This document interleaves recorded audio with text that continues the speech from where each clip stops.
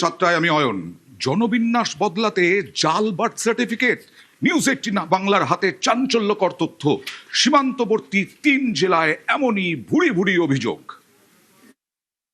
তৃণমূলের যে fraud team রয়েছে বিভিন্ন স্তরের কাউন্সিলর, পঞ্চায়েত এবং ছোট ছোট মাতব্বরদের মাধ্যমে এই যে বাড়িতে এসআইআর এর ফর্ম বিতরণ হবে, তাতে মৃত ব্যক্তি থাকলেও তাকে জীবিত বলে লিখে দেওয়ার জন্য এই ধরনের ফলস বার্থ সার্টিফিকেট বানিয়ে বিএমওএসদের কাছ থেকে ডিজিটাল সার্টিফিকেট করিয়ে নিচ্ছে। তারা আমাদেরকে বলেছেন যে ফর্মগুলো রিটার্ন হতে দিন।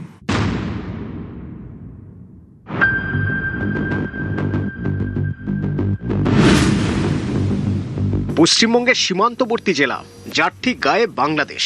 কয়েকদিন আগে প্রতিবেশী এই দেশেই মৌলবাদের বাড়বাড়ন্ত দেখা গিয়েছে।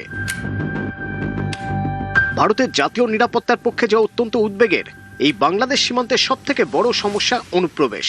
গত কয়েক বছরে বারবারই অভিযোগ উঠেছে অনুপ্রবেশের মাধ্যমে পশ্চিমবঙ্গের জনবিন্যাস বদলে দেওয়ার ষড়যন্ত্র চলছে। অনুপ্রবেশকারীরা সীমান্ত পেরিয়ে পশ্চিমবঙ্গে ঢুকছে, তারপরই হাতে নথি। সুনির্দিষ্ট ছকে ডেমোগ্রাফি বদলে দেওয়ার চক্রান্তের অভিযোগ। এমনই পরিস্থিতিতে সামনে এলো চাঞ্চল্যকর তথ্য।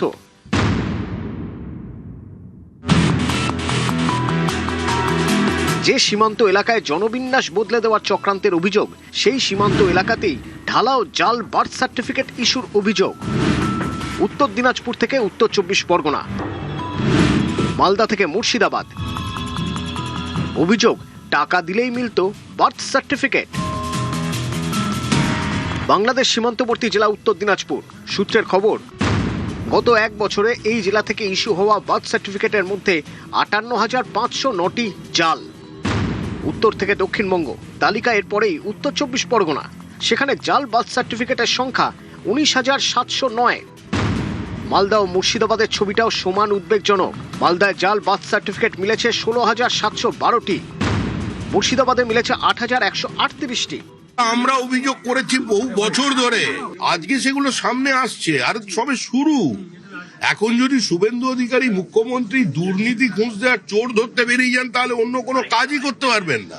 গোটা এই যুব ভারতী ক্রীড়াঙ্গনকে জেল বানাতে হবে ঢোকাতে গেলে। পালাবদলের পর রাজ্য জুড়ে স্ক্যানারে ভুয়ো বার্থ সার্টিফিকেট। তৃণমূল জমানায় ইস্যু হওয়া সমস্ত সার্টিফিকেট খতিয়ে দেখা হচ্ছে। অধিকাংশই ডিজিটাইজড হয়েছে, কিছু বাকি আছে। নথি ঘাঁটাঘাঁটি করতে গিয়ে চাঞ্চল্যকর এই তথ্য প্রকাশ্যে। এমন একটা সময়ে এই তথ্য সামনে এলো যখন তার কয়েক মাস আগেই পশ্চিমবঙ্গে এসআইআর এর কাজ হয়েছে। ভোটার তালিকার স্পেশাল ইন্টেন্সিভ রিভিশন। এসআইআর এর ক্ষেত্রে অত্যন্ত গুরুত্বপূর্ণ নথি হলো এই বার্থ সার্টিফিকেট। একবার হাতে পেলেই কেল্লা ফতে। বার্থ সার্টিফিকেট থাকলে বাকি নথি অনায়াসেই তৈরি করা যায়।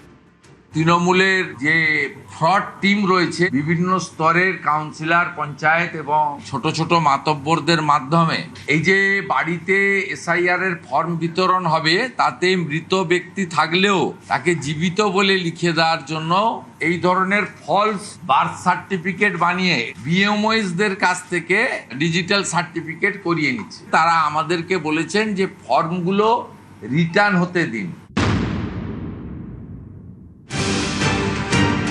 ভোটার তালিকা থেকে স্থায়ী বসবাসের ছাড়পত্র। তবে কি বাংলার ডেমোগ্রাফি বদলে দিতেই ভুয়ো বার্থ সার্টিফিকেট?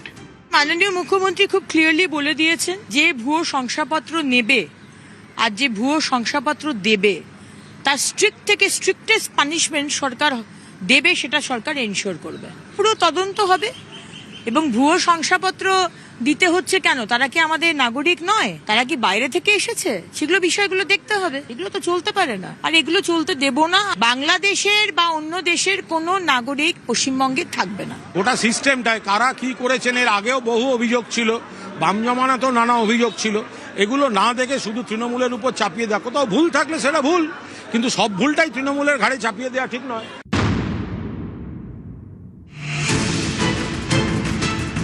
ডিজিটাইজড হয়নি এমন বার্থ সার্টিফিকেটের মধ্যে সব থেকে বেশি ভুয়ো নাকি কলকাতায়।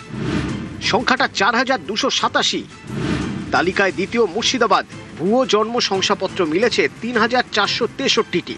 শেষ এক বছরে যত সংখ্যক বার্থ সার্টিফিকেট ইস্যু হয়েছে তার মধ্যে দেখা যাচ্ছে উত্তর চব্বিশ পরগনা, উত্তর দিনাজপুর, মালদা, মুর্শিদাবাদে সব থেকে বেশি ভুয়ো জন্মের শংসাপত্র। আর একে কেন্দ্র করেই প্রশ্ন উঠছে, কারণ তৃণমূল জমানাতেই এই বার্থ সার্টিফিকেটগুলি ইস্যু হয়েছিল যখন রাজ্যে এসআইআর প্রক্রিয়া চলছিল। ক্যামেরায় সৌমেন দাসের সঙ্গে সোমরাজ বন্দ্যোপাধ্যায়, নিউজ 18 বাংলা।